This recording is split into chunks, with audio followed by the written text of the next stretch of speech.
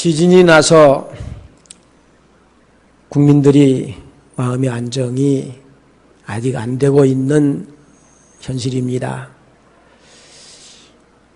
포항에 바로 그 지진 난 부분에 제 동기 목사님이 계셔서, 그분은 먼저 은퇴했지만은 나이도 많고, 어쩌냐고 그랬더니 경주로 도망가니라고 바쁘요 그러더라고요. 경주에 동서집이 있는데 동서가 어서 오라고 바삐 오라 그래서 가는데 차가 많이 밀립니다. 그래요.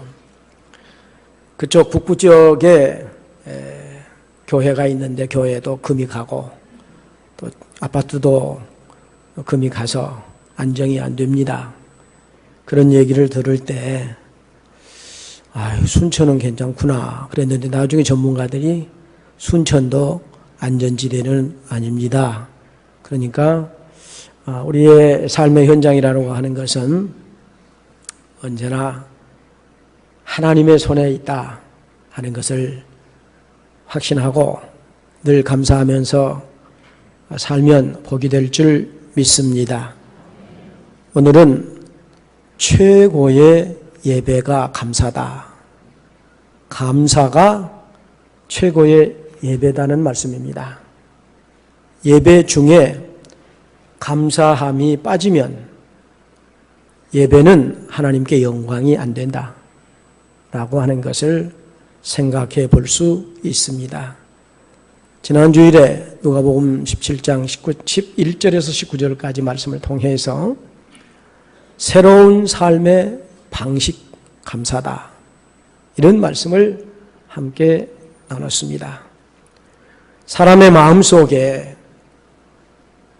바울은 믿음, 소망, 사랑, 이 세 가지가 항상 있어야 되고 그 중에 제일은 사랑이다 말씀했는데, 이 마음속에 사랑이 중요하고 늘 우리는 주님을 바라보면서 소망 중에 살 때 감사함이 멈춰서는 안 된다 라는 사실을 다시 한번 확신하는 은혜의 시간이 되시기 바랍니다.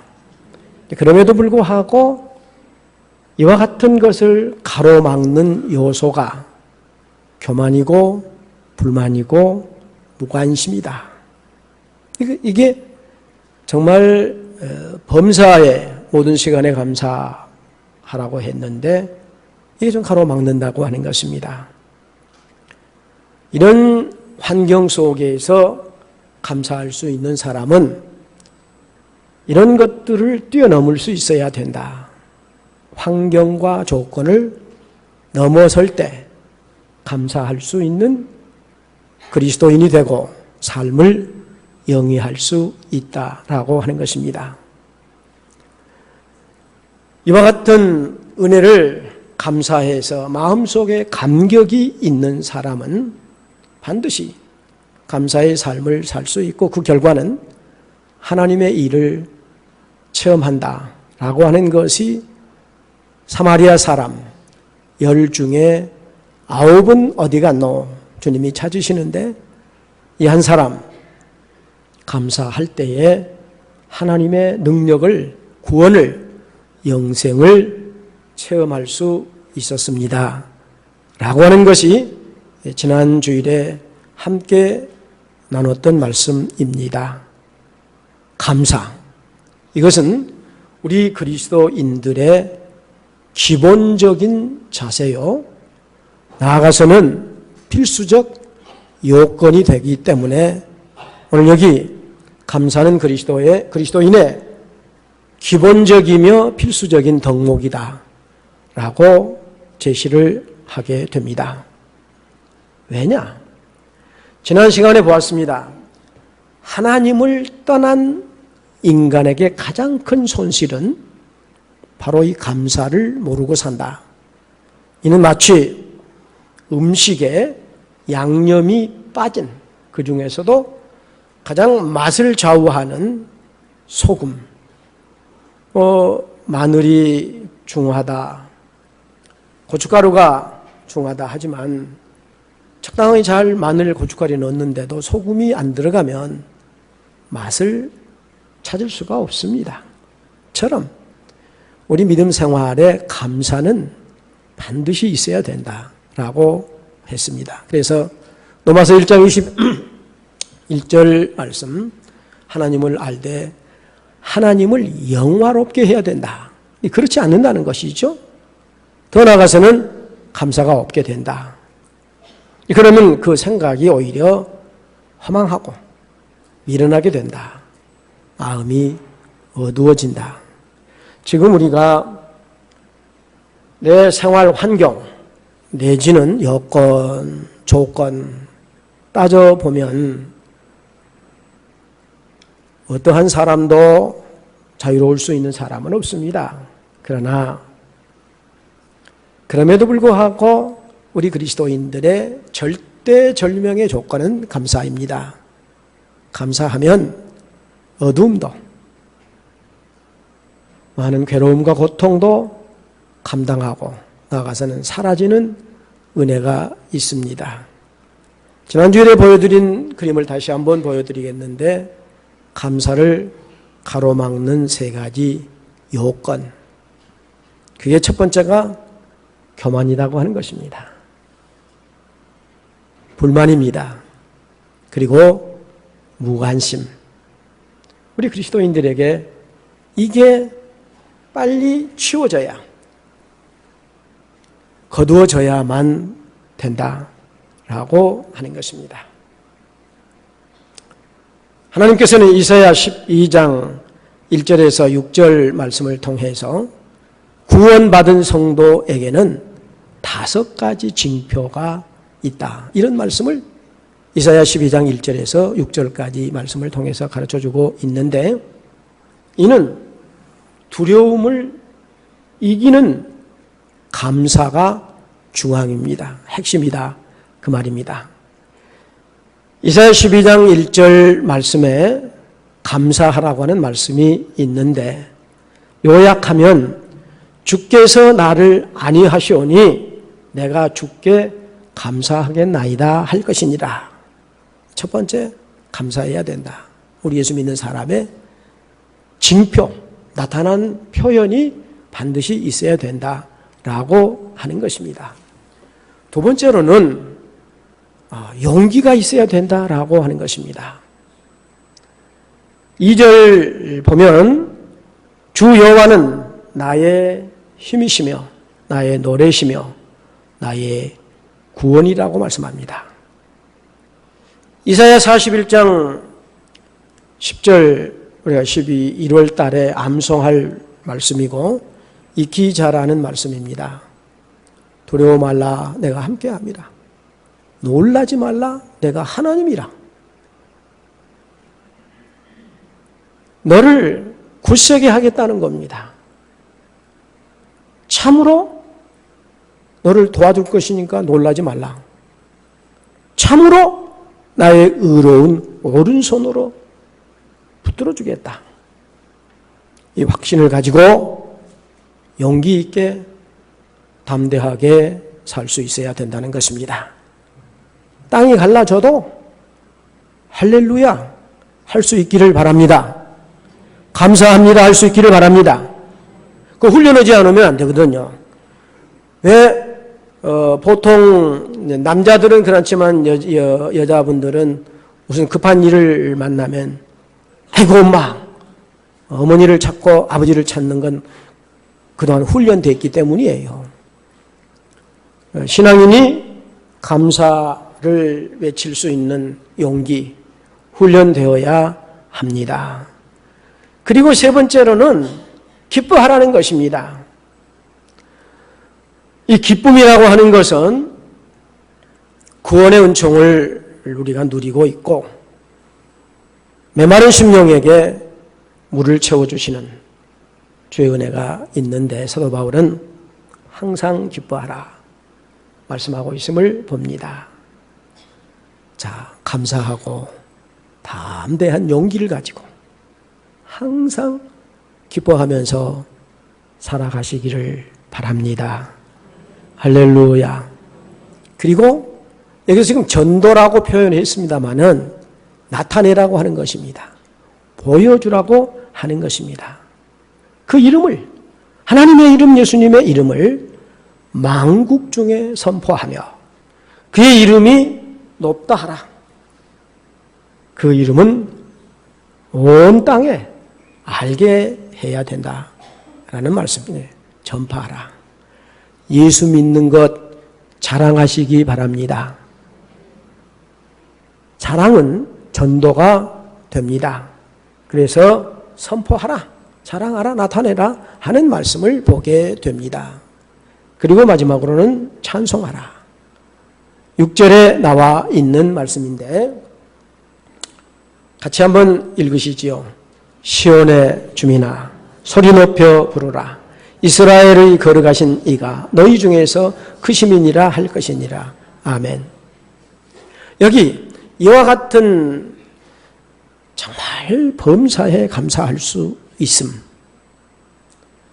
혼란이 거듭되는 현실 속에서 우리 주님이 하나님께서 붙들어 주신다고, 참으로 나의 오른손으로 붙들어 주신다고 말씀하시는 하나님 믿고 용기 갖고 항상 기뻐하시면서 늘 주님을 나타내는, 증거하는, 찬송하는 삶이 될 수 있기를 바랍니다. 자, 여러분, 축복을 받았기 때문에 감사합니까? 감사해서 축복을 받았습니까? 답은 스스로 하시기 바랍니다. 정말 나는 축복받았기 때문에 감사의 삶을 사는지, 아니면 감사하니까 축복이 임하게 되는지 우리 자신을 한번 잘 돌아보는 것이 중요합니다. 시편 50편 22절 3절 말씀 같이 한번 읽으시겠습니다. 하나님을 잊어버린 너희여 이제 이를 생각하라. 그렇지 아니하면 내가 너희를 찢으리니 건질 자가 없으리라. 감사로 제사를 드리는 자가 나를 영화롭게 하나니 그의 행위를 옳게 하는 자에게 내가 하나님의 구원을 보이리라. 아멘. 10사람 중에 사마리아 사람, 당시 인간 취급을 하지 않고 짐승 취급받았던 사마리아 사람이지만 예수님께 나와서 감사할 때 하나님의 구원을 경험하게 된 것입니다. 이 은혜가 오늘 여기 계신 우리 모두에게 깊이 체험될 수 있기를 주님의 이름으로 축복합니다. 할렐루야. 하나님께서 이사야를 통해서 43장 1절에서 3절 보면은 야곱아 너를 창조하신 여호와께서 말씀하시느니라. 이스라엘아 너를 지으신 이가 말씀하시니라. 두려워 말라. 내가 너를 구속하였고 내가 너를 지명하여 불렀나니 너는 내 것이라. 네가 물 가운데로 지날 때에 내가 너와 함께 할 것이라. 강을 건널 때에 물이 너를 침몰하지 못할 것이며 네가 불 가운데로 지나갈 때에 타지도 아니할 것이요 불꽃이 너를 사르지도 못하려니 대전하는 여호와 내 하나님이요 이스라엘의 거룩한 이요 네 구원자임이라. 할렐루야. 말씀에 아멘 하는 그 순간에 우리 안에 천지가 진동할 만큼 위대한 역사가 나타날 줄 믿습니다. 땅이 진동한다. 갈라진다. 이건 인간이 쌓아 올린 모든 것을 무너지게 만들어버리죠. 처럼 인간이 염려, 두려움, 근심, 걱정 속에 사는 것이 불신앙이다 라고 하는 점을 깨닫고 시대 상황 속에서 하나님의 음성을 듣고 우리 안에 임마누엘 하나님이 임하여 계신다는 사실을 확신하고 그 하나님 중심으로 살아가게 될 때에 감사로 바른 예배, 하나님께서 영광 받으시는 예배가 될 줄 믿습니다. 오늘 이 두 절, 짤막한 두 절이지만은 여기 36절까지 내용을 보면은 다윗이 극한 상황 중에, 고통 중에 있음을 고백하고 그러면서 믿음을 표현하는 내용들입니다. 오늘 지금 우리 조금 전에 야곱이 한 말을 야곱이라고 하나님이 칭하면서 이사야를 통해서 보여주신 내용을 보았습니다만, 다윗이 시편 69편 1절에서 물이 자신의 목까지 차 올랐다고 말합니다. 발 붙일 곳이 없이 깊은 수렁에 빠져 있다고 고백합니다. 목이 타도록 부르짖다가 이 몸이 지쳤다고 고백합니다. 주위에 다윗을 미워하고 죽이려고 하는 사람들이 꽉 찼다고 말합니다. 이런 다 언급을 할 수 없지만 그 중에 그렇게 고백하면서 5절에서는 자신의 죄를 회개하고 6절에서는 하나님의 영광만 가리지 않게 해달라고 호소합니다. 13절에서 18절 말씀에서는 하나님께서 구원해 주시기를 갈망하는 다윗의 모습을 봅니다. 그리고 30절에서 36절 오늘 본문이 들어있는 이 부분에서는 그 절대 절망의 상황에서 하나님을 찬양하면서 이 찬양이 하나님의 이름을 위대하시다고 찬송하는 이것이 황소, 뿔 있는 큰 소를 잡아서 제물로 드리는 제사보다 하나님이 더 기뻐하신다. 이런 말씀으로 구성되어 있습니다. 자, 화면에 떠 있습니다. 하나님께서 왜 예배보다 감사하는 사람을 더 기뻐하시는가? 이런 질문입니다. 우리 각자가 자신에게 질문하고 한번 대답을 스스로 해보시기 바랍니다. 예배의 첫 번째 목적은 하나님 만나는 것입니다. 예배 드리러 와서 하나님 만나지 못하면 그 예배는 빗나가 있는 것입니다. 인간은 여러 가지 조건에 매여 있지만 그 조건의 지배를 받으면 하나님 만나기가 어려워요. 예수님이 오셔서 하나님 만날 수 없는 죄 아래에 있는 우리를 길과 진리와 생명 되셔서 하나님 만나게 했습니다. 그러므로 힘들 때, 외로울 때, 고통스러울 때, 질병으로 지쳐서 죽을 마실 때 교회 와서 예배드리고 하나님을 만나는 체험이 있으시기 바랍니다. 기도와 찬송과 기도와 말씀을 통해서 내 환경을 비집고 들어오는 말씀, 내 조건을 부숴버리고 들어오는 말씀을 통해서 하나님을 만나는 것이 예배의 1차적 목적이요. 그 다음에 두 번째로는 하나님을 높여드리는 것, 그게 찬양입니다. 차숙희 집사님이 찬양을 이제 몸찬양을 했는데 이 하나님을 높여드리는 찬양하는 모습입니다. 성가대가 찬양하는 모습은 찬양이에요. 그러니까 우리 성가대원들이 이 찬양을 하면서 마음의 평안과 기쁨과 감사가 있도록 준비하고 결단하고 표현할 때 치유되는 역사, 변화되는 역사, 기쁨이 채워지는 은혜가 있게 될 줄 믿습니다. 찬양하는 분들만 그런 것이 아니라 듣는 우리 모두가 다 동참하는 것이기 때문에 가능하면 교감이 이루어지는 찬양, 좀 더 쉬운 것, 좀 더 가사가 분명하게 전달이 될 수 있는 것, 이런 부분이 중요합니다. 제가 지금 예배를 주관하면서 계속해서 찬송을 다양하게 찾지 않고 늘 부르는 찬송을 선택해서 부르고 있습니다. 그것은 우리에게 교감이 이루어져야 된다는 것입니다. 그래서 하나님의 은혜를 높여드리는 구원의 감격을 찬양하는 예배가 우리에게 바른 예배이기 때문에 감사가 없으면 이게 안 된다는 거예요. 그러니까 하나님 만나서 하나님 높여드리면 인간의 조건이 사라질 줄 믿습니다. 할렐루야. 예배 드리기 전에 어쩌다가 부부가 다투고 왔어요. 오로지 온통 그 생각밖에 예배 드리는 시간에 없으면 마귀가 그래 잘한다. 너 그렇게 해야 돼. 그러지만 성령님은 근심해요. 야, 이 쪼잔한 사람아. 용서해. 네 잘못도 있지 않아.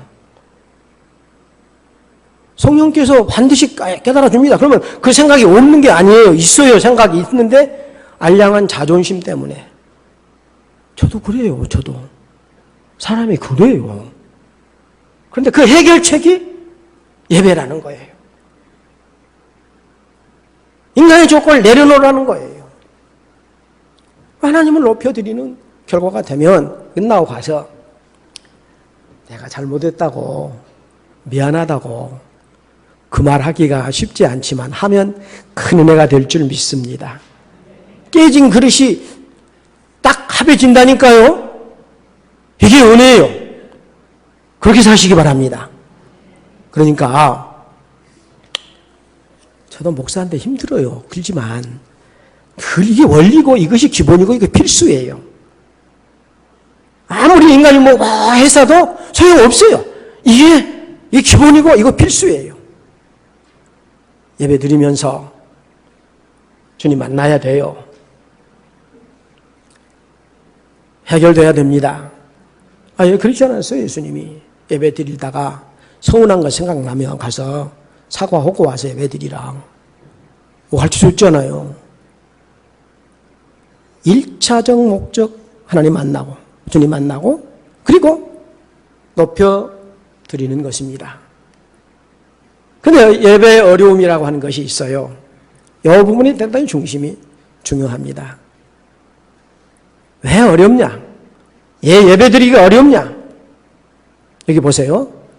하나님 중심에서 자기 중심으로 삶의 무게가 옮겨져 있다는 겁니다.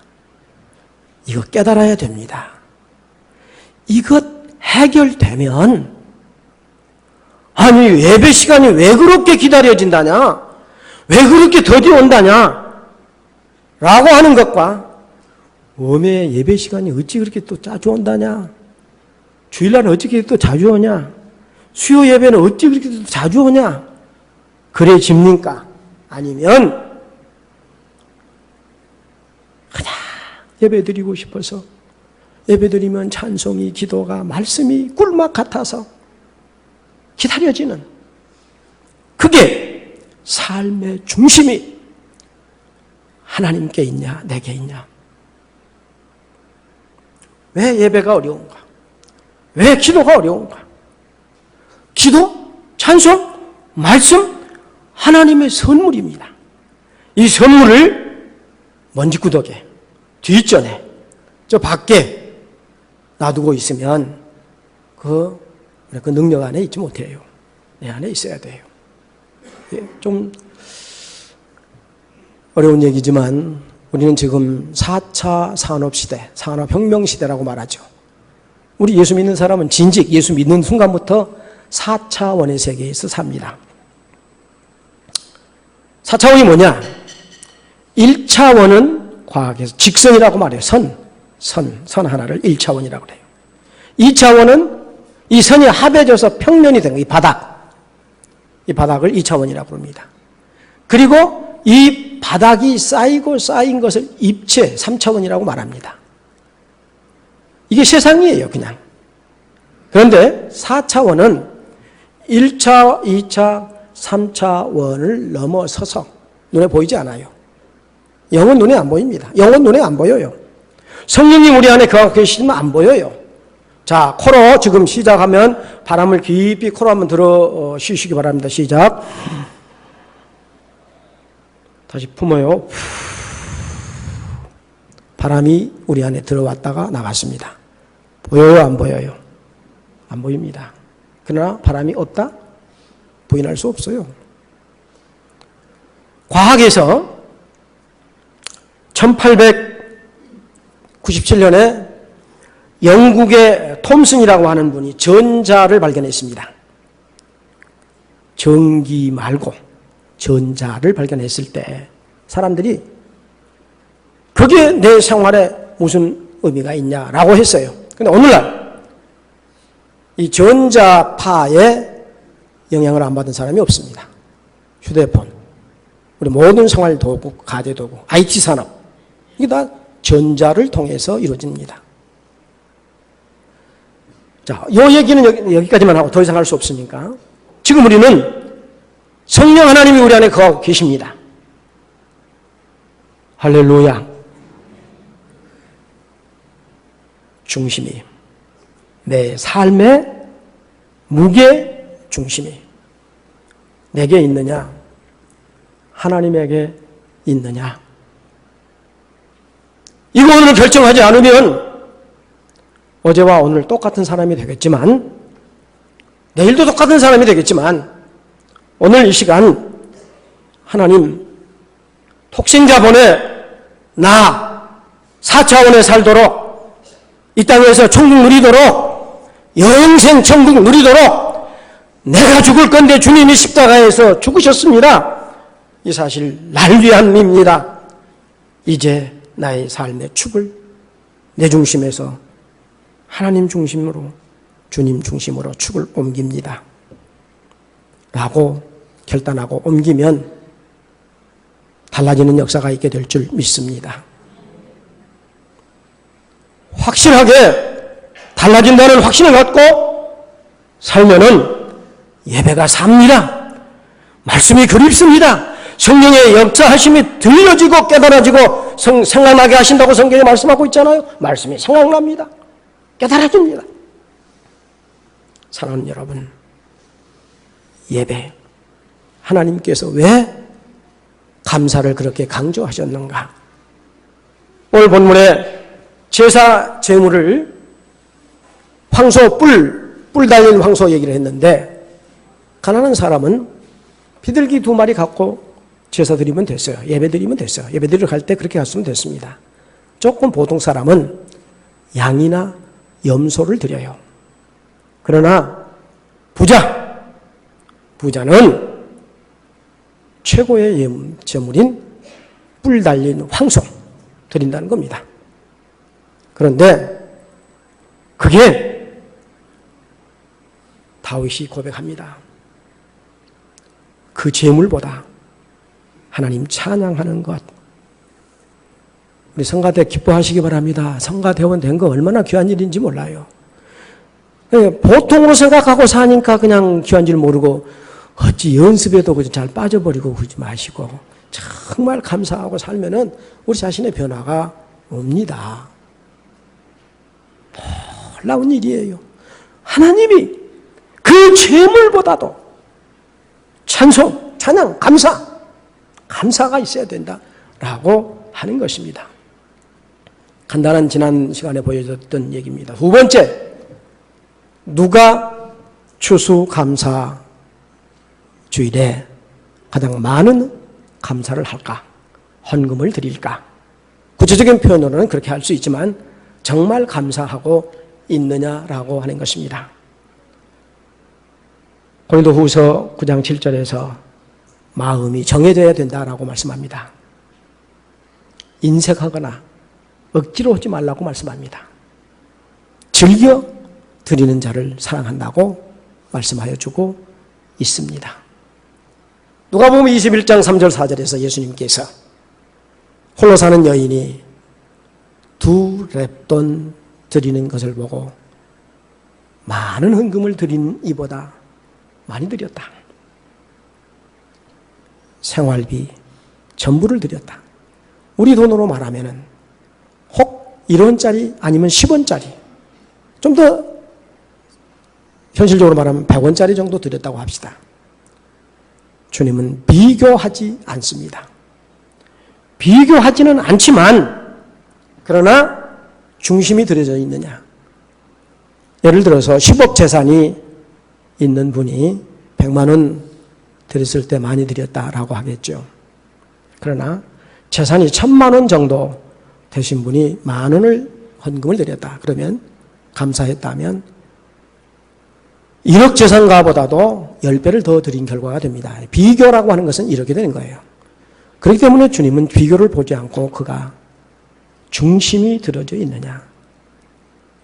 가장 많은 것, 큰 것이 아니라 가장 귀한 것, 온전한 것을 말씀합니다. 시편 50편 23절에 감사로 제사를 드린 자가 나를 영화롭게 하고 그 행위를 옳게 하면 내가 하나님의 구원을 보이리라. 할렐루야. 우리 삶에 너무나도 분명한 현실을 가르쳐주고 있습니다. 보통 우리 사람들은 네 종류라고 말합니다. 받은 은혜를 잊어버리는 사람이 있는가 하면 받은 은혜에 배반하는 사람이 있어요. 비슷하지만 그러나 받은 은혜 감사하는 사람이 있는가 하면 한 걸음 더 나아가서 앞으로 받을 것을 믿고 감사합니다. 성경에도 예수님께서 나사로를 살릴 때 죽어있는 시체 상황이지만 일어날 것을 감사하고 기도할 때 나사로가 일어났습니다. 예수님 축사하시고 떡을 떼어 주실 때 도시락 하나 그대로였지만 감사할 때 오병이어의 역사가 나타나게 됐습니다. 그렇다면 오늘 우리가 어떻게 하면 전천후 감사를 하나님께 드리는 삶이 될 수 있을까 하는 것입니다. 유대인들이 좋아하는 탈무드에 배우는 자가 지혜로운 자요 감사로 사는 자가 행복한 자라는 말이 있습니다. 욥은 말할 수 없는 고난과 잃어버림이 있었지만 숭금같이 나오리라. 고난 속에서 단련되는 자신을 노래하고 있습니다. 전천후 감사의 방법은 어떤 일을 당해도 만나도 믿음으로 해석해야 된다는 것입니다. 유명한 교부였던 크리소스톰은 그 입을 황금의 입이라고 말했는데 그가 순교할 때 순교자의 반열에 선 것을 감사합니다 라고 했을 뿐만 아니라 그를 죽이려고 하다가 마음 변해서 살려놓으니까 아직도 내가 할 일이 있어서 주님이 살려주시구나 그러면서 감사했다는 것입니다. 칼 매닝거라고 하는 분은 태도보다도 사실이 보다도 중요하다는 것. 지금 구원받았냐? 구원의 감격이 있느냐? 그 감격으로 사느냐가 중요합니다. 두 아들은 우산장사, 집신장사인데 비 오면 걱정, 해 뜨면 걱정, 걱정이 끝날 날이 없는 사람에게 이걸 제시합니다.